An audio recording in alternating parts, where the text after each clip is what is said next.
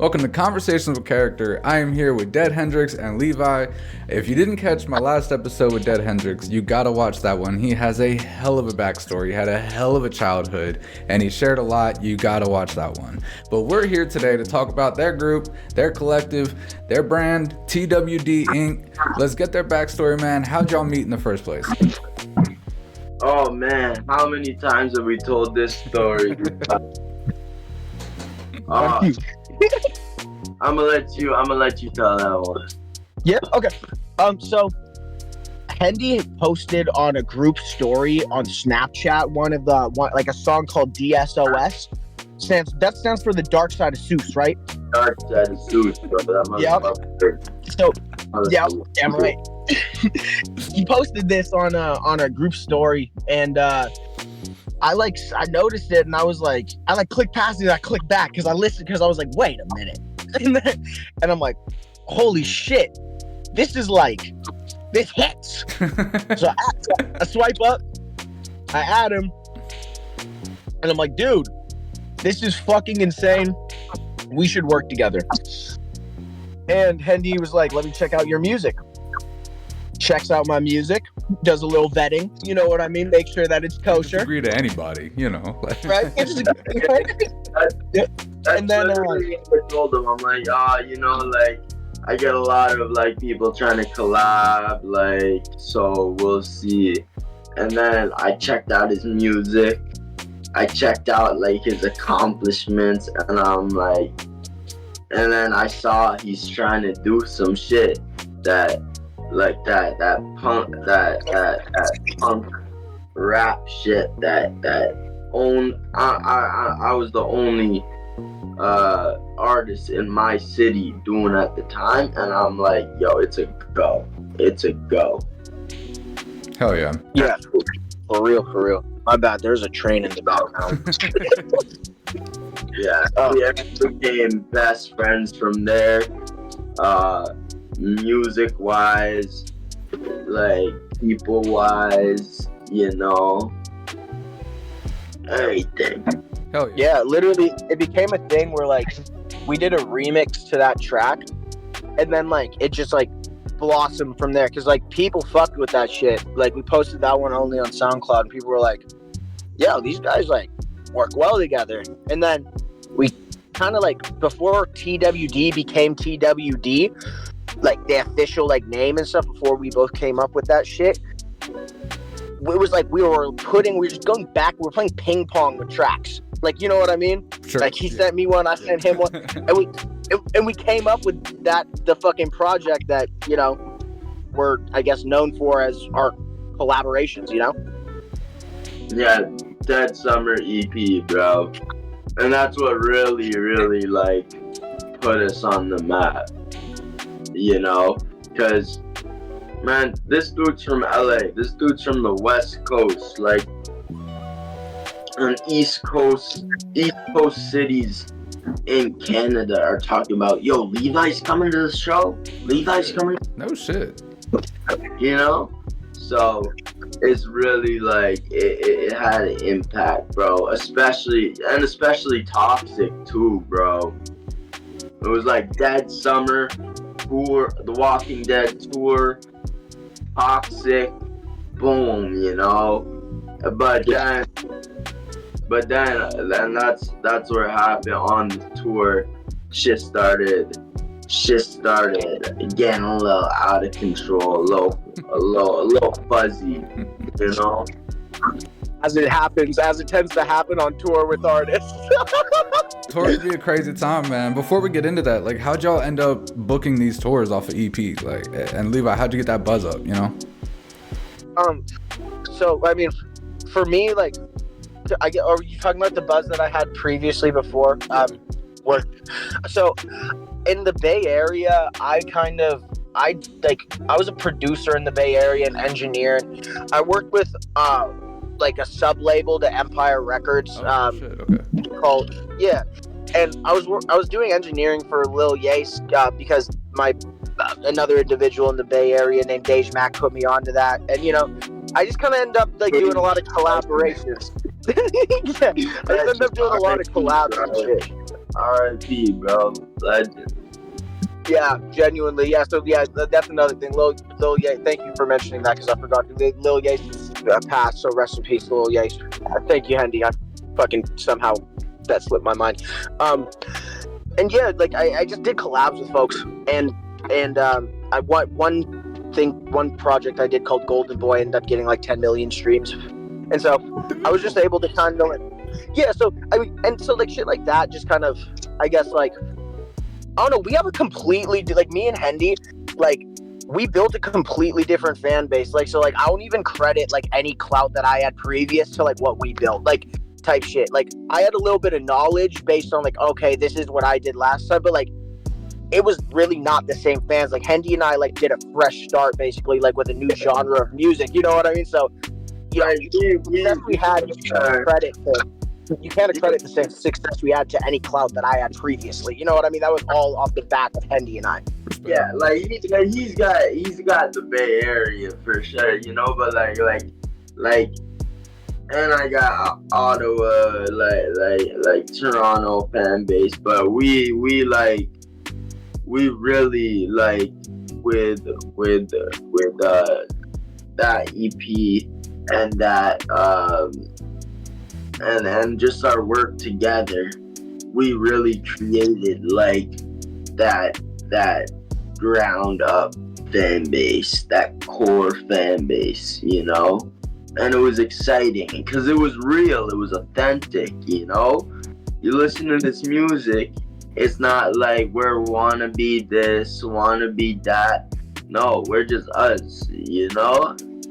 So authentically, like you can tell by the way we look. Hendy has his shit, I have my shit, and we somehow come together on like some perfect harmony. You know what I mean? Yeah. I saw this guy notice the nails, the vampire nails, you know? That's dope, bro. That's dope. So y'all go on tour and shit's popping, and but it gets crazy. So like, where did it start going downhill? You know, Ottawa was an amazing show, bro. LA was the first show. It was a really good show, chill show. Had a good time. Ottawa was bumping, like my home city. Ottawa was bumping. Same with San Francisco. Oh my god, but both of those, we both pulled crazy, but those were the two times where we both also went crazy and fucking did like, you know, dumb shit. I'm just gonna say, you know, like we were like, holy shit, like we're like, yo, like this is we're getting like people out here, you know. We got like for San Francisco, we had fans driving an hour, 2 hours, 4 hours to come see our show. Damn. You know, but the drugs hit. Yeah. Ego hit. Yeah. You know, and we started making little mistakes, and we started butting heads, and it kind of just grew. It kind of just grew. Yeah, we blamed each other on some weird shit. Yeah, when we should have been sitting there like building each other up, we were kind of turning against each other, you know? What were some of the mistakes? Like, what were y'all beefing about? We were beefing about girls. We were beefing about you didn't put my face on the poster. What the fuck? This is our tour. Ego. You know, we were beefing about like we wrote this song together. Why you acting like this is your song? You know? We were beefing about you're too high on your set. You know, you're too high on your set. We're too high on our set. Yeah, basically, bro. We did shit where it's like it was like a pool of like hypocrisy to a degree because we were doing the same shit to each other that we were like both complaining about. Yeah, that's how it goes. How long ago was this? This was last summer.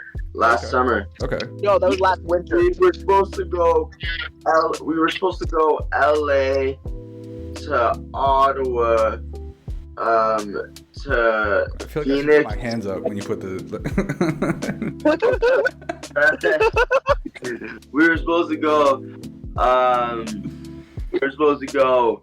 Yeah, LA to Ottawa to San Francisco to Phoenix to Tucson, back to LA, and then to Toronto. We got as far as San Francisco. Yeah, we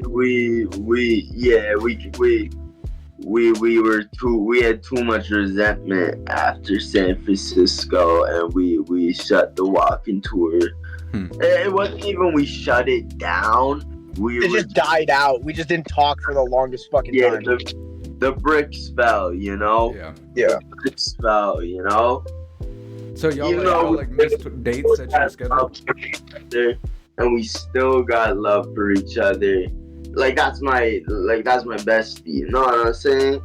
You know, he still was, but we were mad at each other, bro, for whatever reason. You know. Drugs will do that. Yeah. Yeah, man. You know. Yeah, man. No, and it was like, and that's something we've both struggled with, you know. And when we struggle with it, can I elaborate on the drug use a little bit, because it's kind of funny? Yeah, go ahead. Yeah. I was like, at the time, I was like an upper guy, and he was like a downer guy, and like me being like fucking like all the time, and him like, you know, being like more like, bro, chill, like fucking like, bro, I'm trying to chill. That shit made it like we were on two different wavelengths, bro. Yeah, man. I remember in Ottawa, bro. I was off the clones, the clonazepams, and the liquor, right? And like after our show, and I woke up the next day in the apartment I was renting, and I walked downstairs, bro. But I like to this man's defense, I was asleep till like 4 p.m. I walked out, he's got like 3 shorties just chilling in my room. I'm like, yo, who said you could be here, bro? And they all had boyfriends. They all had boyfriends. I'm like, Levi. I didn't know. By the way, I did not know this. I don't. You're inviting problems, Levi. Yeah, but this guy, you know, like, yeah, he was out the. I'm not trying to expose you. You know, you're good.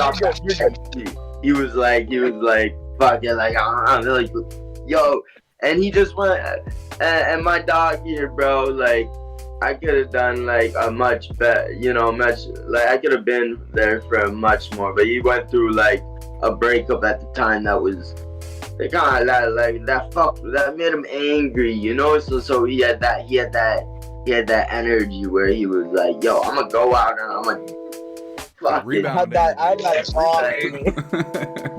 Yeah, I had that dog energy. So, I mean, all right, you wake up, you see these girls there. Is that what caused, like, the big fight? No, not even, because I knew the girls. We liked the girls, whatever. We were chilling. But that's just like a funny story. That's just a funny story, you know? That's just a funny story.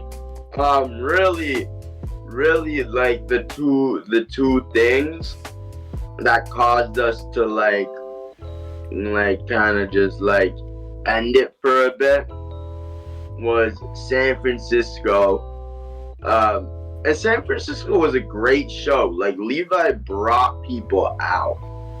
Like that venue was packed. Like I was really, I'm not gonna lie, I was really mad at the dude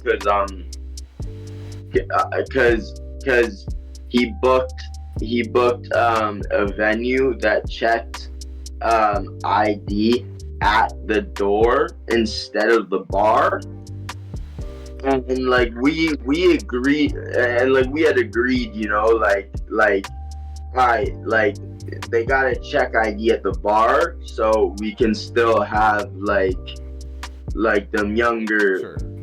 like fans in the show, you know. Yeah, like we agreed with the venue that they were gonna like do that for us, type shit. Like, Damn. Yeah. And it was like, and then so we had like a group of like groupies and fans and supporters who were out and couldn't get in. Yeah. Damn. And like we were trying to get them in, but we were so fucked up, and we were doing the show, and like. And then there was also other logistical issues and shit that like were with that show. For example, like the audio with it. Like I booked a DJ, for example, that like. Okay, I'm just because he might like I'm not trying to disrespect him. He doesn't usually smoke weed, and he smoked a lot of fucking weed before the show, and so he, for lack of a better term, fucked the audio. And then I also didn't do my due diligence with the venue and shit, like with like the security and stuff, like because the venue was like we ID at the bar, and I was like, okay, like sure, cool, like that'll be this night. And they basically hit me with the, because it's whatever Saturday or whatever, and we have regulars and we're like, no, it was a bullshit excuse. And so a bunch of shit that I could have prevented fucking like happened. So we had this big show out, and then it ended up being a logistical nightmare. Yeah. And like, you know, that was mostly on me. There was some shit out of my hands, but like it was mostly on me. And then we just started playing the fucking blame game with each other. Got stressed, and we just exactly the blame. And it wasn't like him blaming me for fucking everything. I was blaming him for shit. He was blaming me for shit. We were blaming the world for things, and it was like, you know, we were just pissed, you know.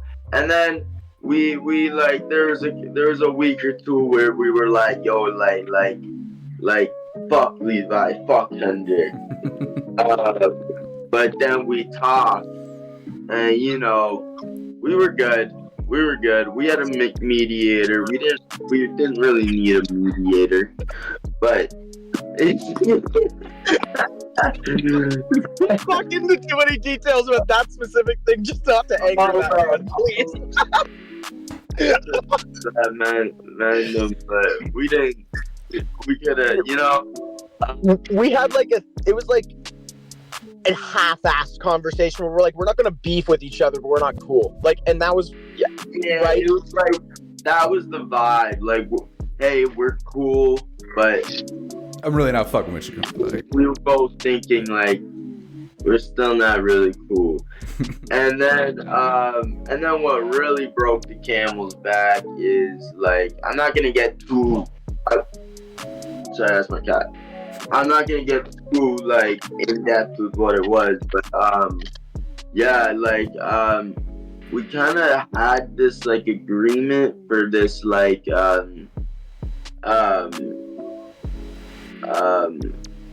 licensing, you know, TV and synchronization deal, but I when I looked at the contract, I didn't like it, and I said no, and Levi was like, why? And I was like, because my team doesn't like it, I don't like it, I don't trust it, and we kind of just said some hurtful things, and we just were like, yo, fuck it, you know. Yeah, that was definitely the straw that broke the camel's back, because I was like in my head, I was like, oh, like, you know, this could be dope, you know. It's like, no, it's like whatever, you know, like I thought it was good, and then, you know, on his end, he was like, bro, like I could do, he was like, you know, I want to save this kind of fucking like agreement for like something I know is perfect, you know what I mean, like, you know. And so we had like a different kind of like viewpoint on how we wanted to go about it, but the way we talked to each other about it was like so inappropriate. Like we were literally like being like just petty. I thought he was pressuring me on some shit I didn't want to do, and he thought and he thought that I didn't respect him as an artist and a friend, and I was like, fuck off. Yeah, basically, like I was like, it was like he thought I was pressuring him. I thought he didn't trust me. Like thought I was like trying to take advantage of it. And so I was like, oh, like so like we just like so like we're like not cool right now type beat, you know, like. And so we like, yeah, I mean, we kind of left it on like a blank page. We argued about it over text for like 3 days, and then we stopped talking. Yeah, like it was like literally like there was just like a last text, like one of us read it, I forget who said what, and then we just did not say shit to each other for like 6 months. Yeah. Damn. But you know what? There's always a silver lining, bro, because people always ask, what happened to Levi? Yo, what happened to TWD? Like, what's going on? Are you guys working together again? Are you guys like working it? Well, like, what's going on? Every day. And so we have plans. I don't know if you noticed that, but can't really bring it to you. Oh yeah, it's a phone. I can bring it to you. We got plans, loose plans to release a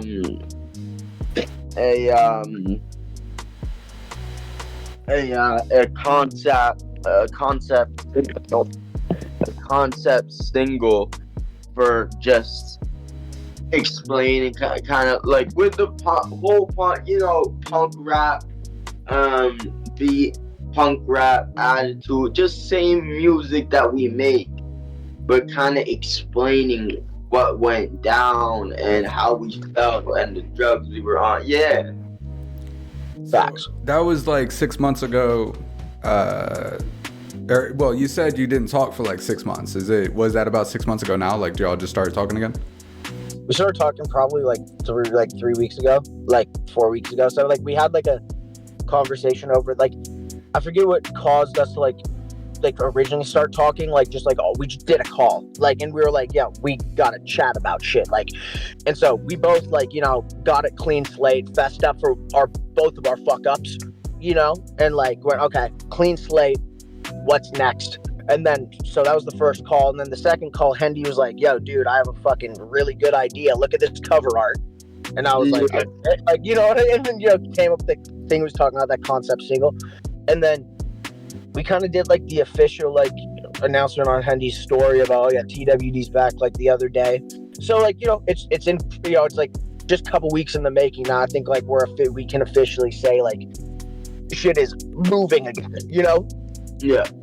But even though like, you know, like we weren't talking for 6 months, that didn't mean this man wasn't my brother for 6 months. You know what I mean? Well, you know, it's funny because like my girl and I always talk about how guys can do that. Like, we can get in a fight with somebody, we can argue, we could hate that motherfucker, but we could then we just shake hands, call it a day, and move forward. Like, females don't have that ability like guys do. Yeah.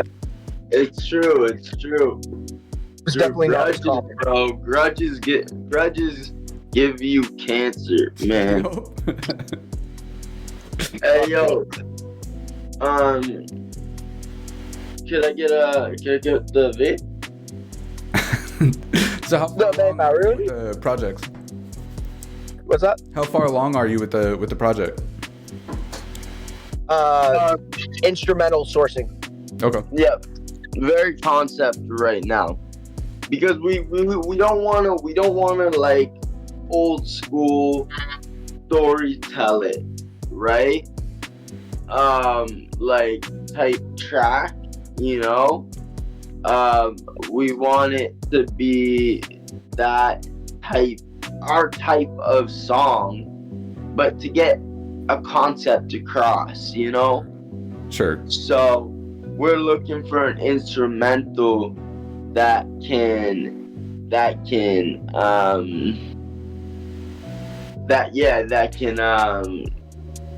that fit the can. needs of that. Yeah, exactly. And that's got to be a pain in the ass with y'all's unique ass music. Yeah, but I mean, we're like I don't know, man. Like, people are hopping on the wave. Hell yeah. I mean, shit, bro. When we started, I think like for a year and a half, I was the only one I knew making this punk rap music. And then I met Levi.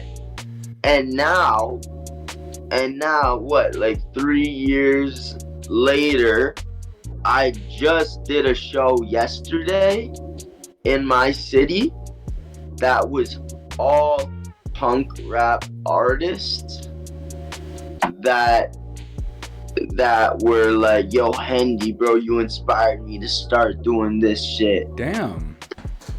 Well, it's one of those things where motherfuckers started riding the wave that we created and being like, yo, we want to be like this. I noticed similar shit in my scene where people started seeing fucking what we were doing, seeing our shows, and they literally went, I'm going to change my genre of music to a degree, make different kinds of music, and then, yeah, they'll be like, this shit that you guys were doing, or that depends on the person. Either they'll be like both you and Hendy, or they'll be like just Hendy, or they'll be like, you see, it just depends on the individual and where they're from in that fucking country. But they'll be like, the shit y'all are doing is fucking making me want to do shit different. Like, Hendy literally, like, is not lying when he said there's no fucking other punk artist in that fucking place before he started doing this shit properly with me. You know what I mean? Yeah. Yeah, people exactly. started pink hair and everything too, and fucking all the tats, the pink hair, all that shit, bro. They're actually emulating him. People are surprised, man. People are surprised, bro. But like, people were surprised. Now there's like little Hendrixes. Yeah, I'm not even gonna lie, in my city. Like, how does that make y'all feel though? Like, is it like imitation is the greatest form of flattery, or is it kind of like a little frustrating? Flattery. 100% flattery. There's a dude at this show. He was a younger dude. I think I met him a couple times. I met him a couple times at some shows. He grew up in my neighborhood, and he came up to me. He was like, "Hey, yo, Dead Hendrix, da." Like, some girl like came up to me and was like, "Yo, are you Dead Hendrix?" Oh, bro, and that's such an amazing feeling. You know? And he's like, no. And I'm like, alright, you're Lil Hendrix now. You know, so I called him Lil Hendrix for the night.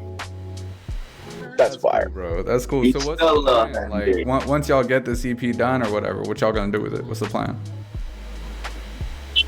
What was that? Like, when you One more get this EP done, what are y'all gonna do with it? You gonna go on tour again? You got a plan? Well, we're not creating necessarily an EP together at the moment. Yeah, that thing's a single, a concept It's just single. a single. Yeah. Okay, cool. Yeah, but I've got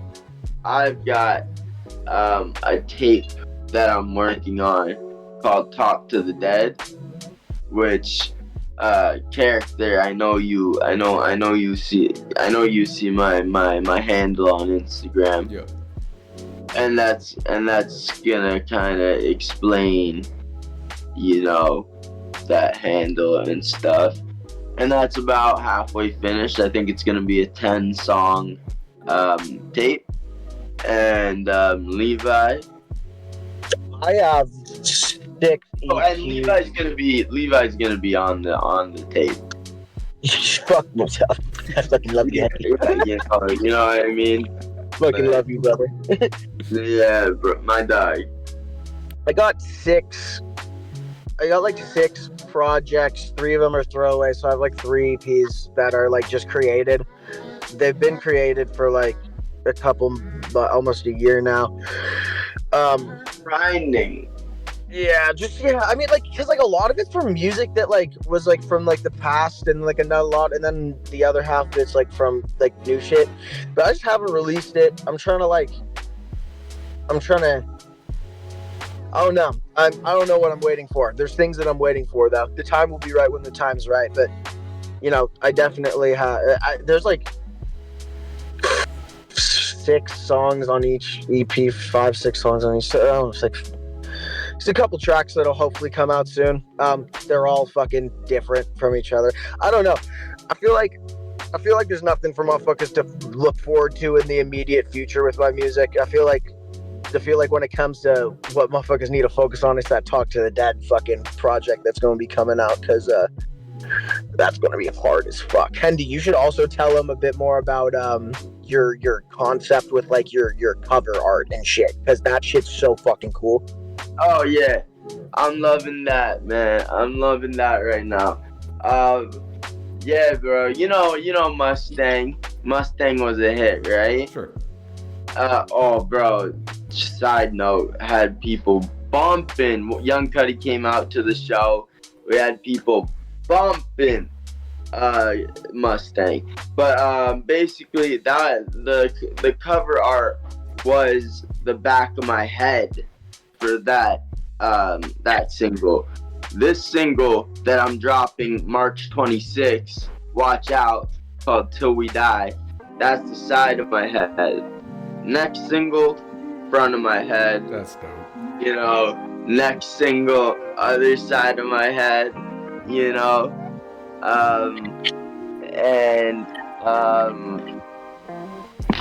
and like just like in it like that, you know. I don't know if you're able to edit in fucking clips of it, but Hendy should send you like the 2 like photos of it, because it is sick. Like it's actually like really cool when you see it, and like when you see what it's going to end up becoming from the different angles. It's like it's a lot of shit to look forward to with Hendrix's music right now. Yeah, for sure. Thank you. Yeah, exactly, bro. I'm really like right. Yeah. Like I really wanted to talk about this EP. I mean, no, this single that's coming up. No doubt, bro. Like you seem more excited about everything you have going on than the last time I interviewed you. Like you seem like you kind of found your path here. Yeah. I found my voice. It's if I were to describe my music right now, it would be a mix of Opium Records, like Ken Carson, Destroy Lonely, and MGK's, Double X, shit, like his like his punk stuff, like Sway and Swaco and stuff, like mix Destroy Lonely and Swaco, and boom, you got Dead Hendrix. Hell yeah. That's actually mad accurate to the thing that you sent me yesterday. Right? Yeah. Till we die, dropping March 26th, man. Till we die. I know you do your covers, like your Instagram covers. I could send you that so you could put that in the little Hell yeah. in the cover for your Instagram. Hell yeah, bro. No doubt, man. That's I'm excited for you, man. Like I know you've had some trouble in your personal life recently. Some, I don't know how much you want to talk about that, but I have, yeah. Do you want to talk about that at all? Yeah.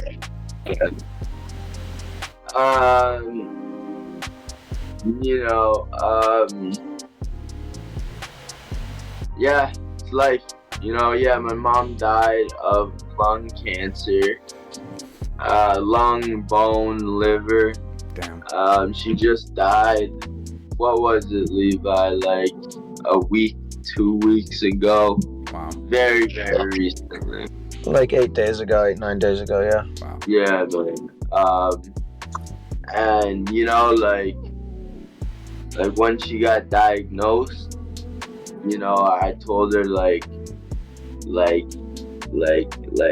I'm like, okay, like we're not going 80%, we're not going 90%, we're going 100%,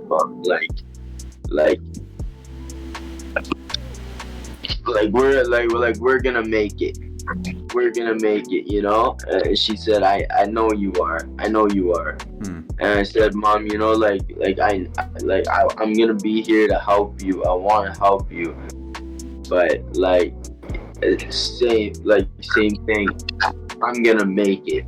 So that's where my energy is, and that's for you. And she said, I wouldn't expect it any other way. Damn. She said, I wouldn't expect it any other way.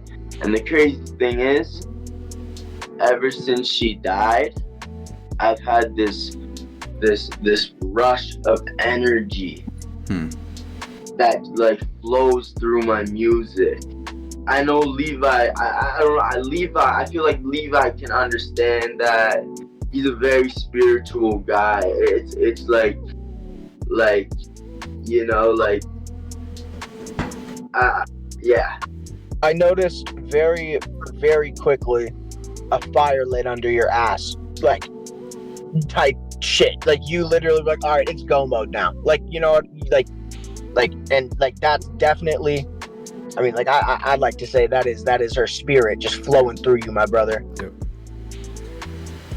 Absolutely, man, and I mean, you know, that's the kind of thing. Exactly, that's flowing through me, tight. You know. That's her spirit, brother. That's her spirit. And that's kind of the weird part about being an artist is like the most detrimental things that happen to you in your personal life are some of the most character building things in your artist life. It's very true. And that's what it is, you know? Yeah. Hell yeah, guys. Nah, this has been... And that's what it is, you know? Like me, Levi knows this about me. Like, I'm kind of weird with death. I don't feel it.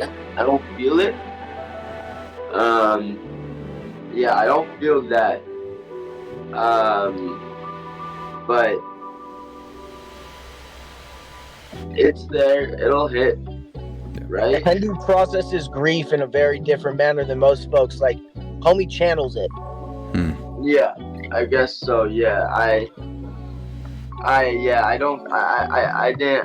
didn't cry. You know, I knew it was her time, and I knew she wouldn't want to be on this earth suffering. Yeah. You know, not being herself. So here we are, though, bro. Like exactly what he said, man. She's channeling through me, and she's gonna make sure that we flow up. You know. Hell yeah, respect. Blessings, brother. Blessings. Absolutely, man. Unless there's anything else y'all wanted to talk about, I think we got the TWD story. It's up to y'all. TWD for life, bitches. Yeah, TWD 4L. We're back. Yo, we was in Ottawa, bro. I always told Levi. I don't know if you got my voice message on this, but I always told Levi, bro, Love Game, he had the most fire verse on the whole EP on Love Game. And these motherfuckers in Ottawa, Canada, fucking all the way over here from LA were singing that verse. That's Levi's verse. Word for fucking word, bro. I fucking love you, buddy. You're a fucking good man. Thank you. Man. And I had to do it. Shout out Levi Zadoff, you know? Shout out Dead Hendrix, bro. Thank you so much for performing those tracks over at fucking Ottawa, bro. That shit means the world to me. Exactly, man. And I also want to say, yo, TWD is growing, man. TWD Inc. is growing. hell yeah. We're bringing motherfuckers onto this shit. We're bringing motherfuckers onto this shit. Yep. Yep. No doubt, guys, man. I can't wait to see what y'all do. I hope I get to come to one of y'all's show one day. That'd be so dope. Dude, I can't wait. that would be so dope, man. Where you based? I'm by Atlanta, so y'all are kind of far away. Fuck, man, I want to go to Atlanta. Yo, I appreciate y'all's time, man. I appreciate you telling me your story. I cannot wait to see what TWD Inc. does. Follow these guys up, hit them up, listen to their music, watch them grow. I'll see y'all next time. Peace up.